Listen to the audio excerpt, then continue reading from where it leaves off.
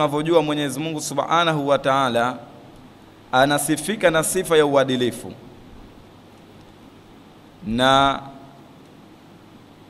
katika majina yake matukufu basi yumo jina lake ambalo anajisifu kwamba yeye ni mwadilifu. Sasa kwa nini yake hivi? Kwa hiyo mwenye kitabu anasema qad yatasaalu al-ba'd, huenda wakajiuliza baadhi ya watu, limadha utiyatil mar'atu nisfa nasibi ar-rajul, kwa nini umempa mwanamke nusu ya kiwango cha mwanamme, ma annaha adhafu minhu wa ahwaju lilmal, wakati tunajua mimi na wewe kwamba mwanamke ni mtu aliyekuwa dhaifu kuliko mwanamme, wa ahwaju lilmal, na vile vile anahitaji zaidi ile mali. Kwa nini umempa mwanamke nusu ya kiwango cha mwanamme, ma annaha adhafu minhu, wakati tunajua kwamba huyu mwanamke ni dhaifu kuliko mwanamme, wa ahwaju lilmal, na vile vile anahitaji sana mali. Mwanamke hawezi kufanya kazi, kwa nini sasa mali apewe kidogo kuliko mwanamme? Mwanamme anaweza kujitafutia mali. Sasa tunaambiwa waljawabu, na jawabu sasa, anna shari'ata al-islamiyya, hakika sheria ya Kiislamu, qad farraqat bainahuma fil irthi, hakika imetofautisha baina ya hawa watu wawili katika kurithi, lihikami kathiratin, kwa hikma zilizokuwa nyingi. Yani kuna hikma zilizokuwa nyingi ambazo zimepelekea mpaka mwanamume akapewa mara mbili ya mwanamke. Nadhkuru minha, basi tunazitaja baadhi yao. Awalan, ya mwanzo, anna almar'ata, hakika ya mwanamke, makfiyatun almaunatun walhajatu, almaunatu walhaja, yani mwanamke anatosheleka au anatoshelezewa zile haja zake moja kwa moja.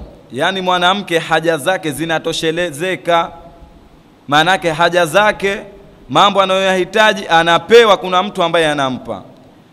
Fanafaqatuha wajibatun ala ibniha, basi tunaambiwa nafaka yake, ile kulishwa kwake, mambo anayohitaji yeye mwanamke, wajibatun ala ibniha, ni wajibun kwa yule mwanawe, ni wajibun kwa mwanawe. Maanake mwanamke yoyote yeye chakula ataletewa na mwanawe, au abiha, au ataletewa na baba yake, au akhiha, au ataletewa na kaka yake, au ghairihim min al-aqarib, au mwingineo miongoni mwa watu wa karibu. Kwa sababu hii sasa ndiyo ikapelekea mwanamke apewe kidogo kuliko mwanamme, kwa sababu yale mambo anayohitaji yeye yanamwajibikia mwanawe ndiyo ampe, na vile vile inamwajibikia baba yake ndio ampe, au ndugu yake, au ghairihim min al-aqarib, au wengineo miongoni mwa watu wa karibu. Kwa hiyo mazali yeye atakuwa hahitaji kitu kingine isipokuwa ile kupewa vyakula, makazi, kuvishwa. Kwa hiyo haina haja ya kumpa pesa nyingi. Kwa hiyo tutampa kiwango kidogo, yani kiwango chake itakuwa ni nusu ya mwanamme. Thaniyan, dalili ya pili, almar'atu la tukallafu bil infaqi ala ahadin, mwanamke halazimishwi yani kulisha kwa mtu yoyote. Yani mwanamke halazimishwi amlishe mtu yoyote yule, halazimishwi hata siku moja. Bikhilafi rajul, tofauti na mwanamme, fa innahu mukallafun, kwani mwanamme yeye anakalifishwa bil infaqi, kuwalisha, ala al-ahli, kwa wale watu wake katika nyumba. Mwanamme inamwajibikia yeye alishe watu katika nyumba. Kwa hiyo yeye tutampa kingi zaidi, kwa sababu ile mali atawalisha watu katika nyumba, lakini mwanamke yeye halishi watu katika nyumba. Kwa hiyo haina haja ya kupewa kilichokuwa kingi. Wal aqribai, na vile vile anawalisha watu wake wa karibu. Kama alichukua wafanyakazi, yeye ndiye atakayekuwa anawalipa. Hata kama yule mfanyakazi amechukuliwa na mwanamke, mwanamume yeye ndiye atakayekuwa analipa. Wa ghairihim mimman tajibu alaihi nafaqatuhu, na wengineo ambao inawajibikia wao watoe zile nafaka, yani wapewe zile nafaka. Kwa hiyo mwanamume yeye ndio anastahiki kuwalisha wale wote, lakini mwanamke hastahiki kuwalisha mtu wa aina yoyote. Hiyo ni dalili ya pili. Dalili ya tatu, nafaqatu rajuli akthar, mahitaji ya mwanamme ni mengi. Nafaqatu rajuli akthar, mahitaji ya mwanamme ni mengi. Waltizamatuhu almaliya adhkham, na ile kuzingatia ile mali, mambo yanayohitaji, adhkham, ni yalokuwa makubwa zaidi. Fahajatuhu ila almal akbaru min hajati almar'a, kwa hiyo ile haja ya kuwa na mali nyingi lazima awe nayo mwanamme kuliko kuwa nayo mwanamke, kwa sababu yeye ana mahitaji mengi ambayo anayafanya katika jamii. Kwa hiyo kwa sababu kama hizi inapelekea kwamba yeye apewe mali iliyokuwa nyingi kuliko mwanamke. Na unaweza kuona hizi kama zinaingiliana baina ya pili na ya tatu, kama inaingiliana. Rabian, jambo la 4, ar-rajulu yadfa'u maharan, tunaambiwa mwanamme analipa mahari lizauja, kwa mwanamke. Wa yukallafu binafaqati as-sakni, na anakalifishwa kutoa nafaka za nyumba. Manake mwanamme akishaposa au akishaoa, maana yake yule mkewe anamkalifisha, inakuwa kwake yeye ni lazima, anamtegemea kumlisha au kutoa nafaka katika ile nyumba.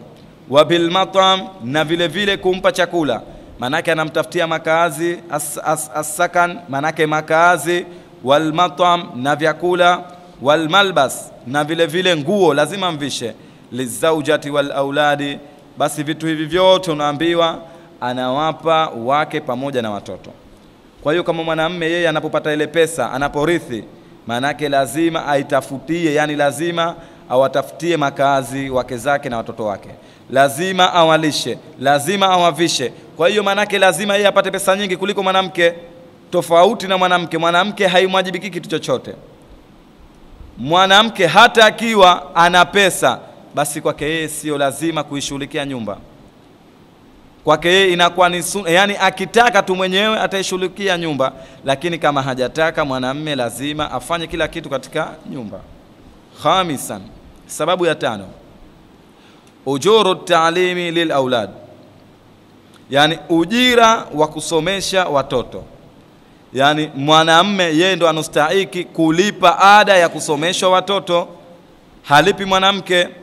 Watakalifu ilaj, na vile vile kulipa yale ilaji, yani mtu anapoenda kutibiwa, matibabu.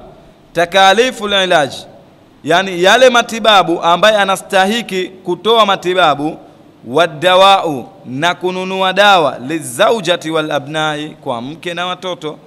Manake mume mali yake inamwajibikia yeye awalipie watoto ili wasome, na vile vile inamwajibikia yeye pale wanapoumwa kwamba yeye lazima wapeleke hospitali kwa watoto pamoja na mkewe. Yadfa'uha ar-rajul duna al-mar'ati, kwa hiyo mambo haya yote analipa mwanamume bila ya mwanamke. Na kama tulivyosema, mwanamke hata awe na mali vipi, yeye haimwajibiki kitu chochote, bali akitoa inakuwa ni kama sadaka, lakini mwanamume ndio anamwajibikia afanye mambo yote. Ila akhiri ma hunalika min almasarifi wan nafaqat.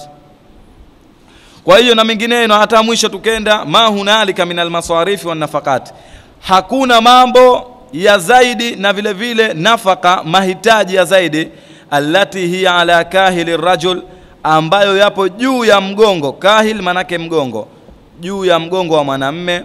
Wallati yukallafu biha bimuktadhi ash-shar'iyyati al-islamiyya al-gharra, ambayo inakalifisha yale yani matakwa au zumuni la sheria ya Kiislamu al-gharra, iliyokuwa safi. Wa bi amri al-hakim al-alim, na kwa amri ya Mwenyezi Mungu mtukufu. Liyunfiqu dhu sa'atin min sa'atihi wa man qadira alayhi rizquhu falyunfiq mimma ataahu Allah. Kwa hiyo tunaona kwamba Mwenyezi Mungu Subhanahu wa Ta'ala amemjalia yani mwanamume yeye ndo anastahili kulisha, kwa sababu Mwenyezi Mungu amesema liyunfiqu dhu sa'atin min sa'atihi wa man qadira alayhi rizquhu falyunfiq mimma ataahu Allah. Manake na atoe mtu anavyoweza kutokana na uwezo wake, Wa man qudira alayhi rizquhu, na yoyote atakayekadiriwa kile kiwango alichokuwa nacho, falyunfiq mimma atahu Allah, basi atoe kwa kile kiwango ambacho Mwenyezi Mungu amemjalia, asikalifishe nafsi. Na ndiyo maana katika kutoa sadaka, mtu anatoa sadaka kiwango chochote kile ambacho yeye alichokuwa nacho, hakalifishi kwamba mtu lazima atoe kiwango fulani.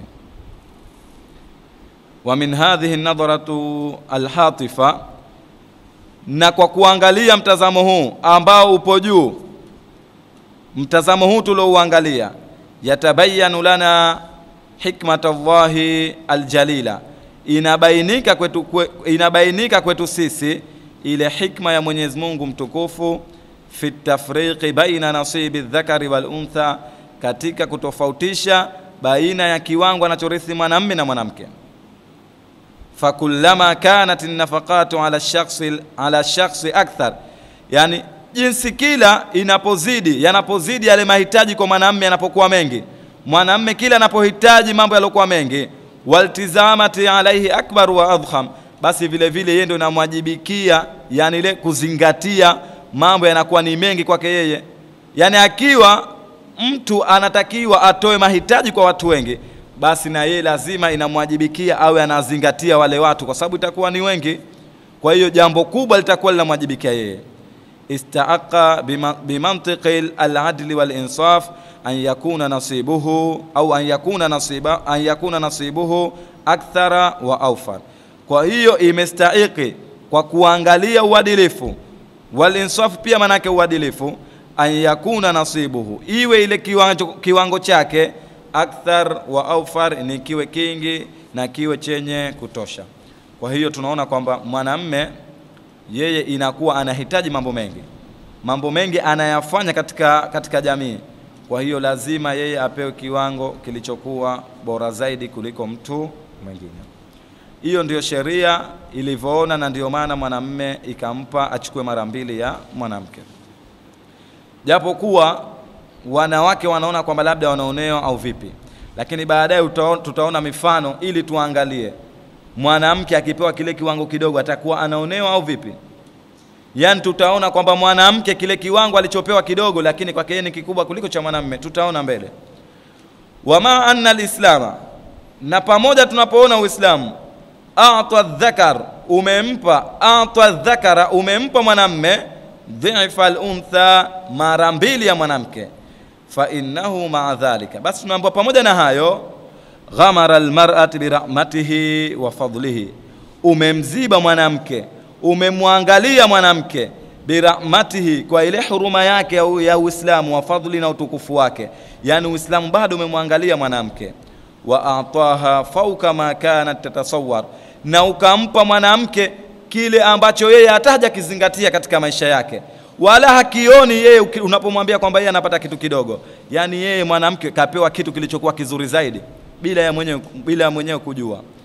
Fahia, basi nakuwa yani katika hali hiyo murafahatun, yani anakuwa anayo maisha mazuri pale anapopewa kile ambacho anakiona yeye ni kidogo, basi aelewe kwamba mwanamke yupo katika maisha mazuri. Wa munaamatun, na vile vile yupo katika neema, akthar min ar-rajul, kuliko yule mwanamume. Yeye mwanamke anahisi kwamba amepewa kitu kidogo, lakini tunaambiwa kwamba yeye murafahatun, yeye yupo katika maisha yaliokuwa mazuri. Wa munaamatun, na vile vile yupo katika neema, akthar min ar-rajul, kuliko mwanamume. Liannaha, kwa sababu yake yeye, tusharikuhu fil irthi, ameshirikishwa katika mirathi, anarithishwa. Wakati tunajua mwanzo alikuwa harithi, alikuwa hapati kitu chochote. Kwa hiyo jambo la mwanzo alikuwa harithi, lakini sasa hivi Uislamu mwambia anarithi. La pili unaambiwa duna an tataammala shay'an min at-tabaati, yani yeye anarithishwa bila ya kupata, ya kubeba, tataamal, kupata au kubeba, shay'an min at-tabaati, yani kitu chochote cha tabu. Mwanamke anarithi bila ya kupata tabu yoyote. Yeye anakaa nyumbani, mzazi wake amefariki, anarithi bila tabu yoyote baada ya kufariki yule mzee. Fahiya ta'khudhu wala tunta au wala tunti, yeye anachukua mali wala haitoi kwa mtu mwingine. Mzazi amefariki, akiambiwa mwanamke anachukua 500,000, mtoto wa kiume anachukua 1,000,000. Ile 500,000 baada ya kuichukua, wala tuti, wala hampi mtu mwingine, ile ni mali yake moja kwa moja, haimwajibiki kama akawalishe watu au akawavishe watu au ajihudumike yeye, sio lazima kwake. Kwa hiyo yeye anachukua, wala tuti, wala hampi mtu mwingine. Wataghnamu wala taghramu, na vile vile anatajirika wala hapati gharama, yani wala hafilisiki. Kwa hiyo kama alikuwa hana pesa, sasa hivi amepewa pesa, ameshakuwa tajiri, wala hafilisiki, manake wala haitoi ile pesa kwa mtu mwingine. Watadakhiru, na anaihifadhi. Tadakhiru manake kuhifadhi mali, na anaihifadhi sehemu anayoitaka yeye, duna an tadfa shay'an min nafaqati, bila ya kulipa kitu chochote miongoni mwa mahitaji katika nyumba. Mwanamke baada ya kupewa pesa, yeye anaihifadhi bila ya kulipa kitu chochote, bila ya kulisha, bila ya kufanya kitu chochote katika nyumba. Au tushariku rajul fi takalifi al-aish, na vile vile hawezi hata kushirikiana na mwanamme katika yale matakwa au yale mahitaji katika maisha, wa mutatalibati al-aya, na vile vile katika yale mambo ya lazima katika maisha. Kwa hiyo mwanamke haimwajibiki mambo haya. Kwa hiyo kama haimwajibiki mambo haya, maana yake yeye anachopewa ni kingi kuliko mwanamme, kwa sababu mwanamme anapopata ile pesa, tuchukulie mwanamme amepewa 1,000,000, mwanamke 500,000, basi huyu mwanamme ile 1,000,000 inaweza ikesha ya mwanamke haijesha, kwa sababu yeye ndio anaulisha katika ile nyumba. Yule mwanamke aliyopewa 500,000 akitaka chakula atakuwa na mdai kaka yake aliyepewa 1,000,000. Kwa hiyo zile pesa zitakuwa zinaenda kwake mwenyewe. Anahitaji yeye kuvishwa, atakuwa anamwambia kaka yake.